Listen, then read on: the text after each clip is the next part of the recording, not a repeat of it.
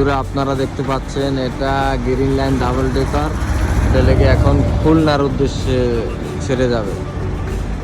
আর এটা হলো সাম্পান হাইওয়ে, খুব সুন্দর বন্ধুরা আপনারা দেখতে পাচ্ছেন রেস্টুরেন্টে। হ্যাঁ